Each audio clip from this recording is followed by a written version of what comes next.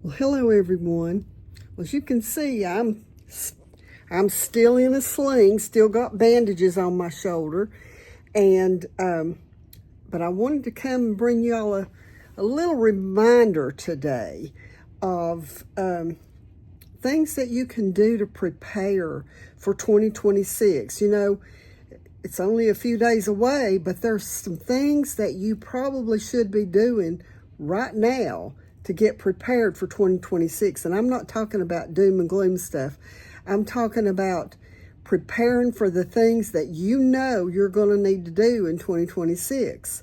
So I want to get started with this by saying that if you are planning to grow a garden next year, then you need to already, if you don't already have your seeds and the supplies in hand, then right now's the time you need to start getting those ready. I was thinking about during the pandemic when some areas of the country, they wouldn't let people buy seeds and fertilizer and some things like that. So, January, February is going to be, that's when a lot of people in the South, and well, even not even in the South, all over the country, if they have a warm enough place to do it, a greenhouse or something, are going to be starting their seedlings. So right now's the time to get your seeds in hand, get your potting soil, fertilizer, anything that you're going to need to do for gardening for next year. Get it in your hands right now. And then when it comes time to do your planting, you won't have to be out fighting the crowds or looking for things. It will already be there and ready and available. Make sure to check all of your gardening tools to make sure they're in good shape. And, if you need to replace something, go ahead and do that now. If you need to repair a garden tool or have it repaired, get that done now. And so, gardening is a big, big part of food security. So be sure and get that done. And then the next thing, I know a lot of y'all who are homesteaders already know this, but if there's somebody listening that's just getting started in that, if you have animals that are going to have to go to the slaughterhouse and be killed and packaged, in my area of the world, you have to do that a year and maybe longer in advance. So be sure and do that. I have a very good friend that I buy my beef from, and I know he schedules out, a year in advance so that he doesn't have to wait to get on the schedule for that. And then over the last little while, I've talked quite a bit about inventorying your pantry. And this is one of the reasons that I say to inventory your pantry is because right now is the time, when you're buying seeds, well, what are you going to buy? Well, to decide what you're going to buy, you need to know, what do I need to can this next year?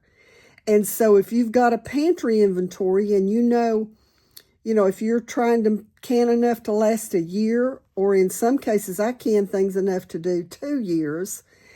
And the reason I do that is because what if the harvest fails? So if I can enough to do 2 years, then if I have a bad harvest 1 year, I still have enough on the shelf for another chance to keep me from running out. So look at what you've got and decide, what are you going to can? What do you want to can next year? And I know one of the things that I'm going to have to do next year is okra. I did not do any okra this year. And of course, I didn't grow a garden this year. And so therefore, I was having to buy from other people, and I just never could find the okra that I needed to put in the freezer. Thankfully, I've still got a little bit of okra that I've canned and also some in the freezer. And I know canning okra is not one of those things that the powers that be recommend, but I've had canned okra on the shelf for the last few years, and it's still good. It's got some vinegar in it, and it does not take on the taste of the vinegar. So anyway, that's a side note. But make your list right now of what you know you need to can next year, and then you'll know what kind of seeds to buy or who to contact as far as, what farmers you might buy from or which farmers market you're going to check at. And you'll have your list ready so that you don't have to scramble to do that during the busy season when canning season gets here or when gardening gets here. And then once you know what you're going to need to can and you know how much of each of those you're going to need to can, then it's time to get your canning supplies.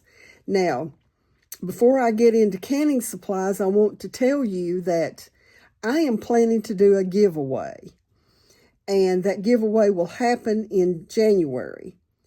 And amongst what I'm going to give away will be 12 dozen boxes of canning lids from Superb.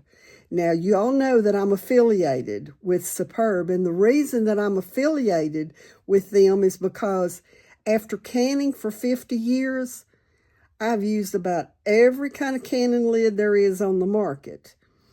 And during that time, years ago, you didn't have to worry about canning lids. But in the last several years, canning lids have gotten thinner. The rubber gasket on them has gotten thinner. And I've shown some of y'all pictures and videos where I split my hand open with 4 jars canning lids because they were so thin. And it's the first time I had been canning about 48 or 49 years ago at that point, almost 50 years. And I'd never in all those years cut myself on a canning lid. And so I knew right then there was something wrong. And then later I did a comparison between theirs and the Superb lids. And that video is here on my channel.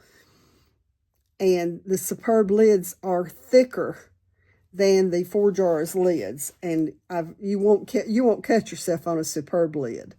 So if you're interested in trying the Superb lids, I will have a link under this video so that you can place an order. And if you use the discount code BASICS20, you will get 20% off, and they are comparable in price to all the other lids on the market.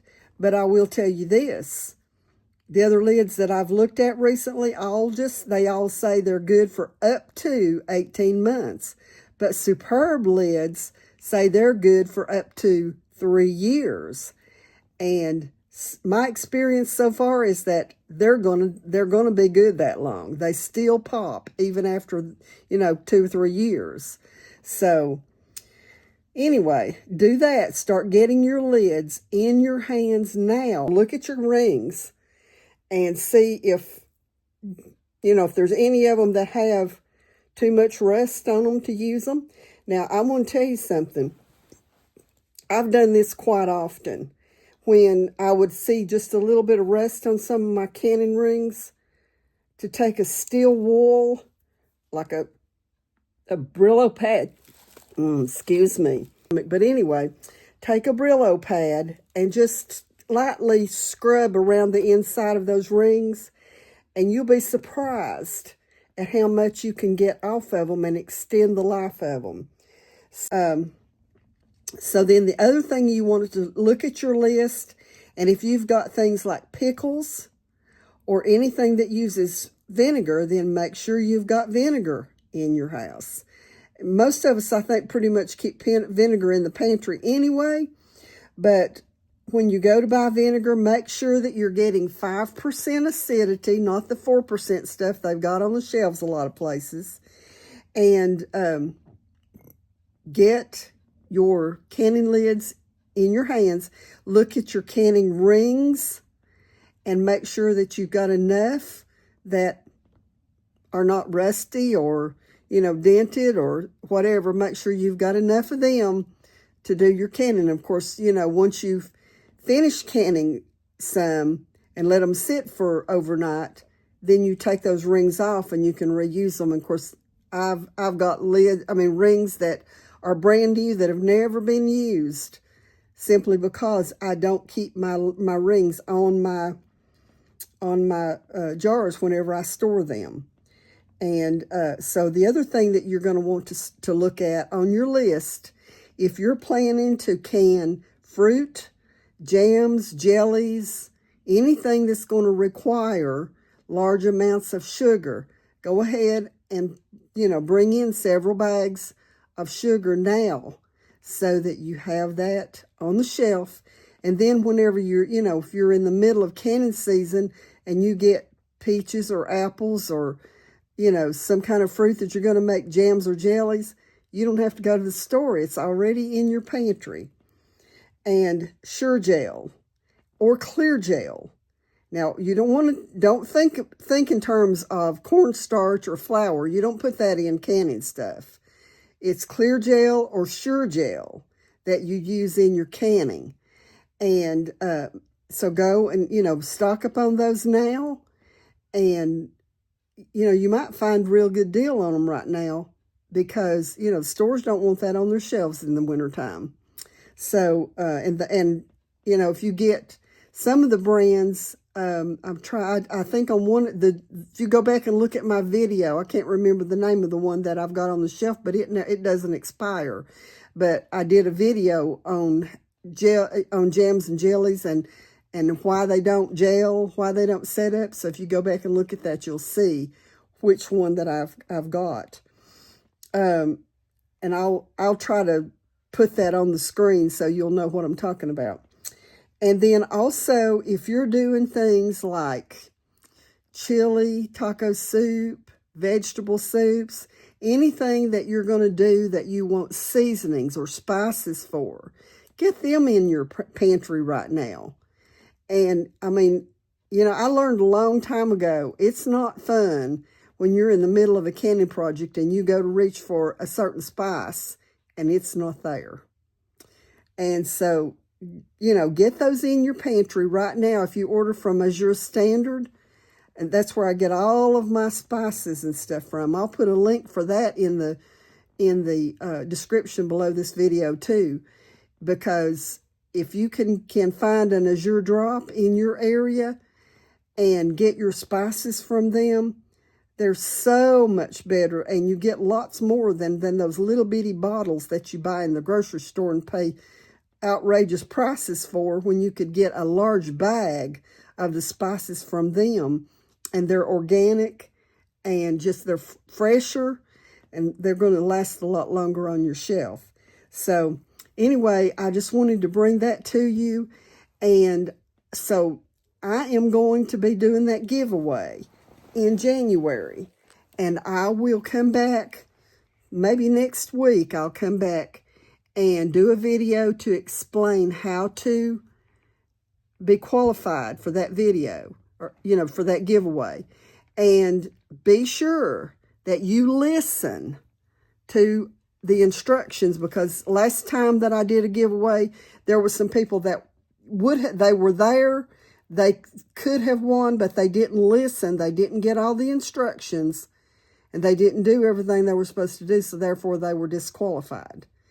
And so make sure that you understand the instructions for how to be included in the giveaway. And I'm not sure what all I'm going to give away yet, but I do know there will be 12 dozen of the Superb canning lids. So there will be 12 people that will get them. And I think they're going to be shipped directly from Superb to you. And, if you're on other social media sites like Facebook, be sure and go to the Superb website or the Superb Facebook page and, join their Facebook page. They put a lot of good information on there. So anyway, I'm going to go now. My throat's getting dry, and I'm going to go and rest my arm, get out of this sling for a little bit. So anyway, I will probably see y'all next week, but in case I don't get to, I want to say God bless you and have the merriest of Christmas, and I will see y'all soon. Until the next time, God bless you.